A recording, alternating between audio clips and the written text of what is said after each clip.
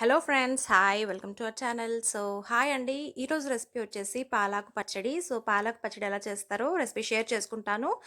First నుంచి last వరకు తప్పకుండా చూడండి. ఫస్ట్ టైం కనుక ఛానల్ చూస్తున్నట్టయితే తప్పకుండా సబ్స్క్రైబ్ చేసుకోండి.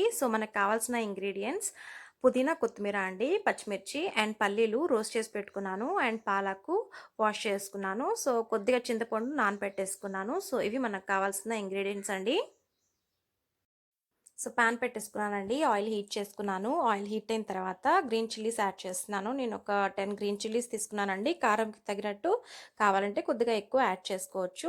ఒకసారి మిక్స్ చేసుకుంటున్నాను. రెగ్యులర్గా పాలకూర రెసిపీస్ కాకుండా ఇలా పాలకూర పచ్చడి చేసుకొని చూడండి, చాలా బాగుంటుంది. పాలకు వాష్ చేసుకొని వేసేసుకుంటున్నానండి. ఆయిల్లో ఫ్రై చేసుకోవాలి కొంచెంసేపు.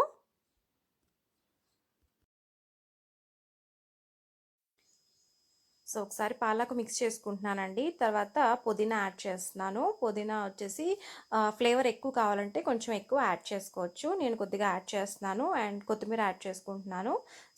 ఇవన్నీ కాసేపు ఉడకాలండి. లో ఫ్లేమ్లో ప్లేట్ పెట్టుకొని మగ్గిచ్చేసుకోవాలి. ప్లేట్ పెట్టుకుని మగ్గిచ్చేసుకుంటే ఫాస్ట్గా ఉడికిపోతుంది. కొద్దిగా చింతపండు యాడ్ చేస్తున్నానండి. నానబెట్టుకున్నాను కదా, అది యాడ్ చేస్తున్నాను. సాల్ట్ యాడ్ చేస్తున్నాను. కొద్దిగా పసుపు యాడ్ చేసుకుంటున్నాను. ఒకసారి అంతా బాగా మిక్స్ చేసుకుంటున్నాను.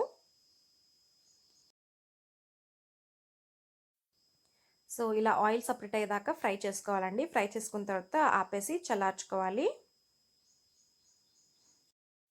నేను మిక్సీ జార్లో వేసుకున్నానండి. చల్లారిన తర్వాత మిక్సీ పట్టుకోవాలి. దీంట్లో వేరుశనగపప్పు వేయించుకొని రోస్ట్ చేసుకున్నాను. ఆయిల్ లేకుండా రోస్ట్ చేసుకున్నానండి. అది యాడ్ చేసుకుంటున్నాను. ఒక 2-3 స్పూన్స్ యాడ్ చేసుకుంటున్నాను అండ్ మిక్సీ పట్టేసుకుంటున్నాను. మిక్సీ పట్టేసుకున్నానండి. మరీ మెత్తగా కాకుండా కొద్దిగా బరుగ్గా పట్టుకుంటే బాగుంటుంది. ఇప్పుడు ఈ పచ్చడికి తిరగమాత వేసుకుంటున్నానండి. సేమ్ ప్యాన్ తీసుకున్నాను. ఆయిల్ హీట్ చేసుకున్నాను. ఆయిల్ హీట్ అయిన తర్వాత ఆవాలు, జీలకర్ర, పచ్చెనగపప్పు, ఎండుమిర్చి, గార్లిక్ అండ్ కరివేపాకు, కొద్దిగా ఇంగువ కూడా యాడ్ చేసుకున్నాను. కొంచెంగా ఫ్రై చేసుకుంటున్నాను. మన తిరగమాత అయిపోయిన తర్వాత మనం గార్నిష్ చేసుకోవడమే. పచ్చడి మీద వేసేసుకుంటున్నాను.